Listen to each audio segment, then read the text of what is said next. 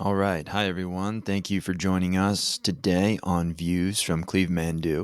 Today, we're going to talk about inflation. Manjul will guide us through some of the basics, and I'll try to jump in and provide some historical and political color and make sure that everything is accessible and understandable on this complicated topic. So, without further ado, let's get started. Manjul, what is inflation and why should people care about it? Well, thank you for listening to us again. Inflation is one of those terms that you hear all the time, but without necessarily knowing what exactly it is. Simply put, inflation is the rate at which general level of prices for goods and services rise, which causes your purchasing power to fall. That's why you should care, because inflation impacts your daily life in many ways. It affects the cost of living, the value of your savings, and even your salary. When prices rise, your money just doesn't go as far as it used to. So if we look at the last 4 or 5 years of data, right, inflation was as high as 7% in 2021, 6.5% in 2022. So essentially, if we look today, something that cost $100 in 2020 is costing about $123, right? So if your wage growth is not keeping pace with this, you're losing your purchasing power, or you're struggling to make your quality of life same, let alone progress. And that's why you should care. Yeah. First time I learned about inflation, it was a real downer. We're on quite a treadmill. All right, so that was a good background there. But how exactly do economists and writers about the economy measure inflation? How do we know what's going on, what's happening? Well, the way I measure it is I look at my grocery bill and off every time how like it's more and more for the same items. So it's not too different of how the government or the Bureau of Labor Statistics actually measures it. They use what is called Consumer Price Index (CPI) to measure inflation. So what they do is they take a basket of goods and services approach. So they have a certain weighting for different categories. For example, food and beverage is 14% of the basket, housing is 33%, apparel is 3%, transportation is 16%, Medicare is there, medical care is there, recreation, education, and communication, and other goods and services, like from as much as personal care products to tobacco is included in that category. So as long as you have similar basket of goods and services, you hold that constant and measure the price change um, over year after year, or even month after month. And it's kind of cool. Like, there was an article I had read a few years back about how exactly the data collection happens, and it can happen as much as through various methods, including field collection, where they will go to a store with a handheld device and enter the price directly from into the system, like, say, the same bar of butter, or same butter. They will try to find the same exact one year over year and see what the price difference is. There's, I mean, of course, with the internet, there's web collection, which has made price data collection from online retailers a little bit easier. And then there's phone collection, where they will literally call a store and ask the manager or the person who picks up to give them the price of a certain item. They try to ensure that the prices collected are identical. And it's very similar item, and they also make quality adjustments to account for changes in products or features or specification. um, that's how the government does it. The way I do it is, I me and my wife used to be able to carry $40 worth of grocery on our own, um, from across the store to our home. And like, that would be a struggle, even $40-50 worth of grocery back in the day. And today, $200 of grocery is what we can carry together. So either we have gotten Yeah. stronger, or inflation is real and not transitory. It's certainly a real phenomenon. But this raises an important question when you bring up CPI. There must be other ways of measuring inflation. Like, the measurement question matters a lot. And then there's also the factor of, do we measure inflation today better than we did in the past? For example, this makes me think of political polling. Like we actually in more recent times are struggling a little bit with political polling because the way that it used to be done was conducted over landlines, and people don't use landlines as much anymore. So I wonder if you have any thoughts. Do you think we better measure inflation better now, and is CPI the best measure in your opinion of assessing inflation versus your very kind of folk way doing it of go to the grocery store? What is it like? You Well, know. yeah, there's certainly other measures. In fact, in the US, the Federal Reserve, who's in charge of maintaining the low and stable rate of inflation, they in fact use PCE as a measure. That's personal consumption expenditure. So it's slightly different. But if you look at through all these measures, there's a high correlation between all these measures. I don't know if Mm-hmm. we need to be necessarily gung ho or like worried about the precision of it. Um, Mm, we feel it, everyone feels it, and that's what shows up in the number. So whether it's 2.9 or 2.85 at a given month or given year, I think that's less of an issue than the fact that there is inflation and what level is acceptable or not. And like, yeah, to I mean, given the technology advances and price transparency across different modes, yeah, I would think we measure it better today than in the past. But this is just an opinion from me. mm-hmm. Okay. And I just checked with one of the AI chatbots on PCE versus CPI, and I see that PCE inflation tends to run about zero point 0.3 to zero point 0.5 percentage points lower than CPI on average. So it's interesting that the Fed That's true because it allows prefers to for use it.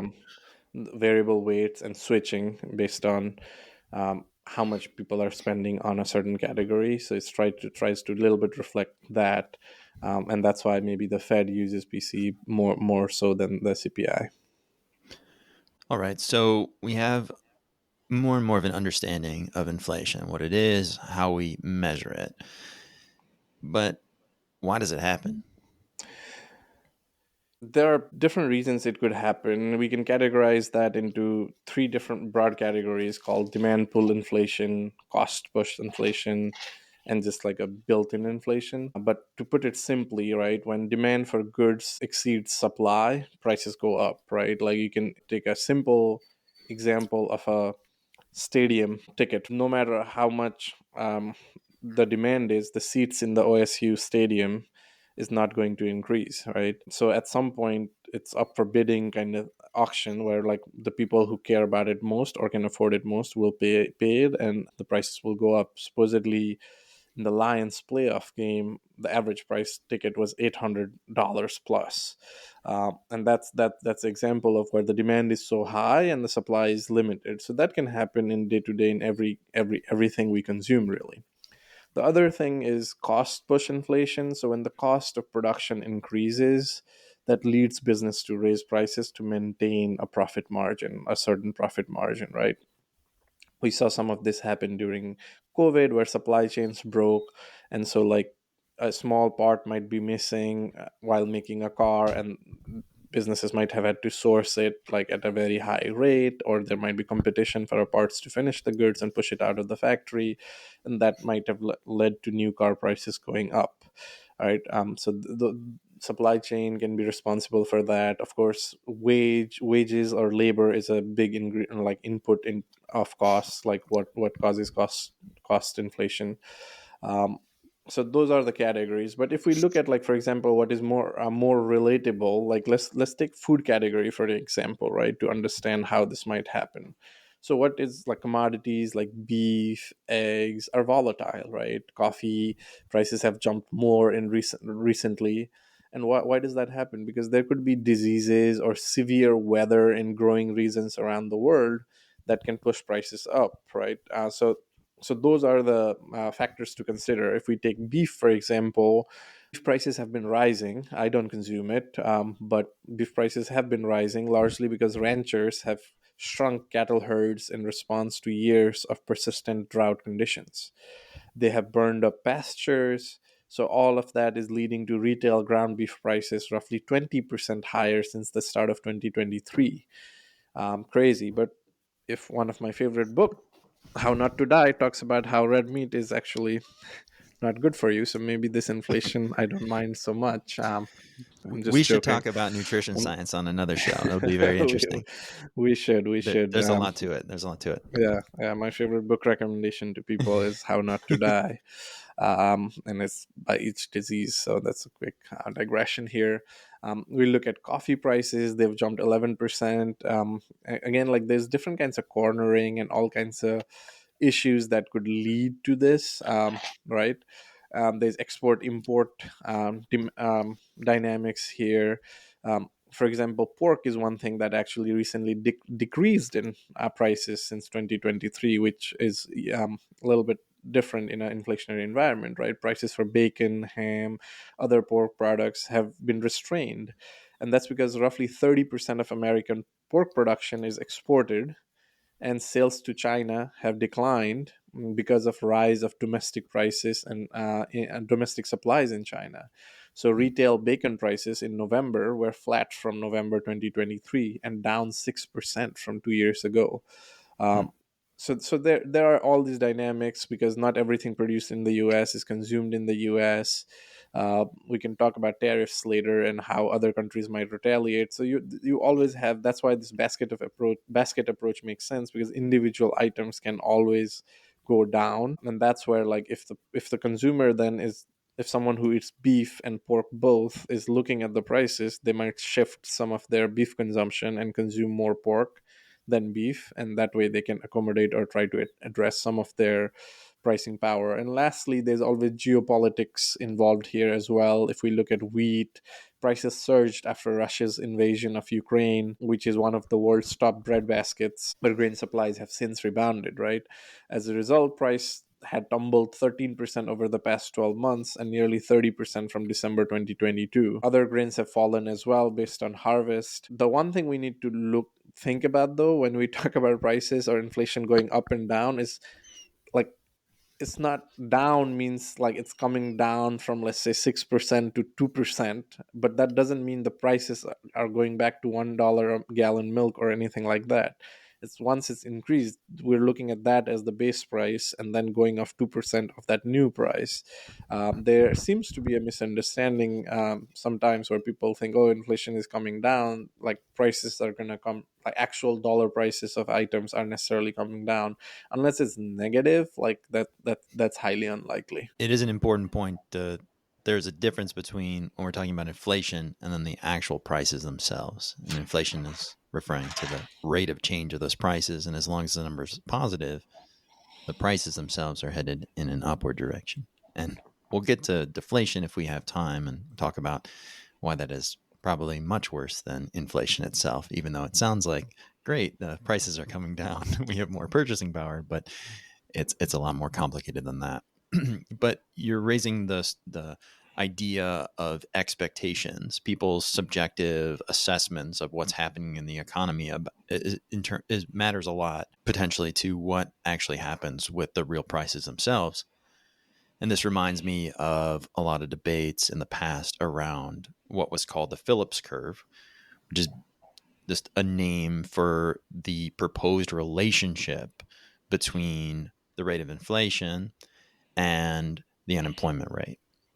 And there was thought to be, or there is proposed to be, an inverse relationship between the two. If one goes up, the other goes down, and vice versa. Now, there's a famous economist, Milton Friedman, who predicted the breaking of the Phillips curve in the 70s. That prediction came true with the advent of stagflation, where we had both high inflation and high unemployment. And so I was curious if you had any thoughts about the Phillips curve today. I'm not really up to date. How much do we still use the Phillips curve? What's going on there? What are your thoughts on that subject? Yeah, so to answer your question, the Phillips curve brought up jiggered a memory from the past for me. There is this famous economist, David Zervos. He's a chief economist at Jefferies, one of the investment banks. And years ago, he had given me a hat when he came to Chicago, a hat that showed that Phillips curve is dead. So I still own that hat, where it's black hat with Phillips curve being crossed off. So in a globalized world, like I don't know the yeah, I'm kind of aligned with him in that because we have ability to import from abroad. It doesn't necessarily need to be true today, where low unemployment is associated with high inflation, because you can always import in a globalized world. That's how I would answer that question. And that, of course, brings in the topic of Fed's dual mandates and them being in conflict with each other, right? So in the US, the Federal Reserve has dual mandate of maintaining a low and stable rate of inflation while also keeping the highest level of employment. And sometimes these mandates do or can be in conflict with each other. Right. So, talk a little bit more about the tools that are available to the Fed, and maybe even a little bit of background on what the Fed actually is for listeners. For they might, I'm sure many are familiar, but a lot of people to say the Fed, the Fed, the Fed, and some people don't necessarily think about what the Federal Reserve actually is and what it can do. Yeah, so the tools it has in its disposal to reduce inflation is one tool is raising interest rates. So raising interest rates can slow down economic growth and increase unemployment. Just think about it from individual perspective. Like if rates are too high, it encourages saving and not spending. Right? It helps slow down the economy. I think like 70 some percent of US GDP is tied to personal consumption. So when people don't consume and save as much because they're being offered high savings rate, whether it be CDs or even savings accounts, so that's one tool it has. And what that does is makes borrowing more expensive too, right? Like, which reduces spending and investment by others. So then overall, the desired effect is to slow down the economy and easing inflation. Of course, like we mentioned earlier, what does that mean? If businesses are not seeing good prospects, then hiring could slow down and all that. So that's where we see like trying to focus on inflation could lead to a little bit higher unemployment. Other tools at their disposal, and you asked what do they do? I mean, they maintain monetary policy. So then like they can use quantitative easing or quantitative tightening. Again, these are other tools, other indirect ways of keeping yields down. The government, let's say you want to build a wall or build roads and do constructions, the government has to fund that through either tax revenues or by borrowing. So the central bank, the Fed, purchases government bonds. And when there's high demand, what does that do? In bond world, prices go up, yields go down. Yield going down brings down everyone's cost of debt. um, and like, this is a little bit being technical, but we discount everything by the risk-free rate, so that if yields on government bonds go down, asset prices go up across the board.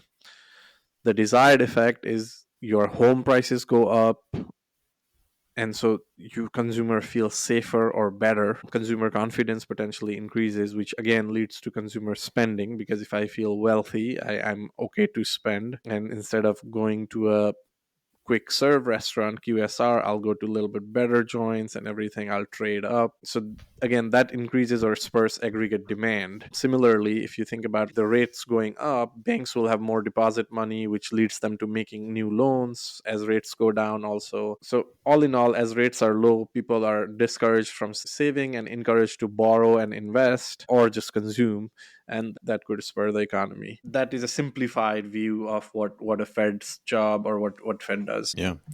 I think for a lot of millennials like us, we lived through pretty interesting times on the monetary policy front, because in the wake of the credit crunch, housing market crash of 2008, we lived through a substantial period of very low interest rates. And there was a time where people thought inflation may never return. The Fed was having trouble hitting its rate. I don't know if you mentioned, but there is a target rate for inflation that the Fed tries to shoot for, and it's around 2% ish. And right now we're obviously above that after COVID, but in the before COVID times, which seemed like a whole lifetime ago, there was a long period of time of very low interest rates. I think we're all jealous of the people we know who locked in 30-year mortgages at 2%, maybe even lower, Exactly. right? Yeah. Yeah. And and So it's just remarkable to think about how fast this can change, and everything can just be uprooted. There was all this talk about, inflation will never come back, and there was all this excitement around modern monetary theory, right? Yeah, and there are ways to look at it with a different lens too. I'll say, like for example, you if you just steadily look at the iPhone prices, for example, right? Something we like all are very familiar with. If we look on year prices, you can see increases, right? And you're like, oh no, things are getting expensive. And if we a little bit dial back though, one argument, and then this is the argument for why like people would say inflation not coming back, maybe one of the arguments of many, of course, is that now look at the value that is packed in that iPhone, right? And then go back to 1990s, there was a like Radio Shack or some ad like I saw where it was advertising a camera for $400, or like this like the numbers are not the point here, so I'm not being accurate. A camera, a radio, actual telephone, a thermometer, like all the things that one iPhone can do today, right? So if you aggregate the prices of a camera, like all the things that one iPhone can do today, I would put my money that that costs more in 1990 than the value that we are getting today. Then with the advent of internet, it increases competition, right? You can look up online where the price of a certain sneaker you wanted to buy is the cheapest, and you can order it from that particular store. So the price transparency is another reason why inflation was kept in check, because competition increased, and like that's always a good thing for consumer, almost always a good thing for consumer where the competition is high. And that's one of the reasons. That's why it worries me, these talks of tariffs that we are hearing a little bit. That's a little anti-competitive, as that basically favors domestic producers over a global competition. And while there are good things for that on the margins for some segments of the population, as a whole though, right, like that could be bad and lead to like increased inflation. One of the first things I remember learning years ago about economics is comparative advantage. The idea about comparative advantage, where our society is better off if everyone focuses on one or two good things that they are good at for whatever, like whether it be based on geography or skill set. And not everyone has to do everything. If I had to grow my own produce while also doing my own taxes and plowing my own snow and everything, it just would not be efficient. And this deglobalization or pulling away and tariffs could hurt us from that perspective, especially in relation to inflation. All these topics are very relevant in today's world. We had a very recent presidential election that is interpreted as largely or partially being the result of a response to the post-COVID inflation. But with that, on the same policy platform or requests come a preference for tariffs and immigration, and these ideas are in tension with each other as you're raising. Yeah, yeah, And yeah. Immigration, especially, right? Like immigration brings laborers or workers in general, and by selection bias, like I would say, again, taking the world average, people who are motivated, people who are hungry for a better life, and all that. And so, if the US does have a significant labor force shortage, that could be a good thing for the economy. Again, this is completely from the lens of economy and inflation. So, if you look at the labor force participation rate, like what percentage of the population is in the labor force, people who want to work, working age population, right? As of late 2024, the participation rate is 62.7%, which is down from 63.3% in February of 2020 before COVID. What happened? Some people took early retirement. Some people had changes in work preferences. Some might be because of diseases or permanent disability of some sort, just left the workforce. All in all, there's a gap. There's currently about like 8 million job openings, and this number will change, but you can look up, but only 6.8 million unemployed workers to fill them. So there's a gap in the labor force. And as that worsens, what happens again? There's demand is high, supply is less. We talked about this earlier. Prices, and in this case wages, are going to go up, which is an input, like cost input to goods that we consume, again making things more expensive. Sometimes people have a cognitive dissonance of some sort, where they have one view on what inflation should be, one view on immigration, one view on tariff, but then they all don't jive together. And these are the components of the bigger, more complex equation that need to be considered when talking about inflation, GDP, consumption, investments, all the things that we care about. Yep. The way I think about it is everyone wants to bake their cake and they want to eat it too. They want to exist in a world where there are no trade offs whatsoever. But we don't live in that world. We have to make tough decisions and we have to figure out what we really value and what we want. And I do think there are potential places where we could restrict immigration or open up immigration or have certain tariffs or not have certain tariffs for specific ends. But from a global perspective, if we care about growing our economy, if we care about having an efficient economy, and we care about economic growth generally, these sorts of constraints are going to be they're going to be constraints on that goal. So it we don't live in a perfect world, and there are real trade offs. But with that, let's move from inflation to deflation. The idea of prices going down sound good from the perspective of the consumer, but the story is not that simple. Tell me, Manjul, why is deflation not as good as it sounds? I mean, imagine anything you don't buy today will be cheaper tomorrow, right? Why would you buy anything today? Like that Tesla that I've been waiting to buy is gonna be 50 grand next year, 40 grand the year after, whatever it might be. Mm-hmm. This is bad incentives, and money is gaining value in your pocket, right? Your Mm-hmm. purchasing power is increasing while doing nothing, and that can't be good for the economy, because no one is Mm-hmm. spending on Mm-hmm. anything. Everyone's literally, you stuff the money under your mattress and it Mm-hmm. gains Mm-hmm. value. So that's not good. Secondly, just psychologically, imagine going to a yearly salary review or promotion and all that, Mm-hmm. and you're getting a salary cut every year, Mm-hmm. right? Because and that also doesn't psychologically sit well. There's a real No, no. example of this. Japan is a good example of this. Japan had years of persistent deflation, particularly from late 1990s through early 2010s. They refer to this period as the lost decades. Anyone who had debt, the real value of the debt is increasing when there's deflation, and that leads to debt, like increased debt burden. Our listeners can do their own further research too, but that's why, like, we don't want zero or negative inflation, and hence the 2% rate that the Fed targets. Yep. Yeah, the rationale behind that 2% target of some mild inflation just creates a lot of flexibility for the economy from a macro perspective. There's an easier adjustment that can be made to real wages without nominal wage cuts, is basically what we're talking about.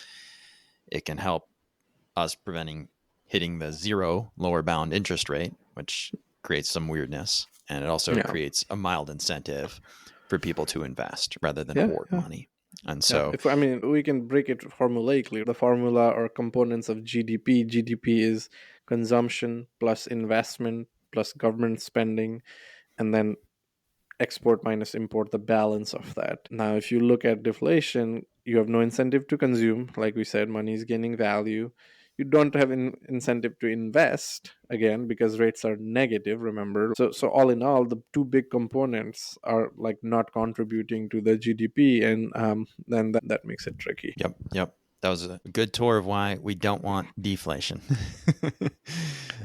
All right. So, one other reason why we should care about inflation, other than, of course, our own pocketbooks, is it's a recipe for political instability.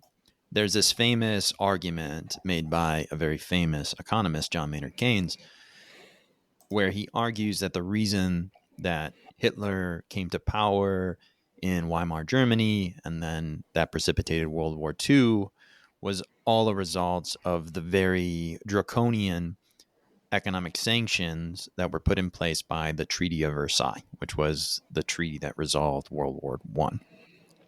And this argument is not quite correct for a variety of reasons, but there was a lot of economic uncertainty and subsequently social instability and political instability in Weimar Germany because of the hyperinflation. Now, why the hyperinflation happened is complicated, but so the wrong theory is still illustrative because it teaches us, or it calls attention to the fact that inflation can really wreak havoc on societies. Because again, it's similar to the vicious cycle that we explained with deflation, where it incentivizes people to hoard money and businesses not to invest.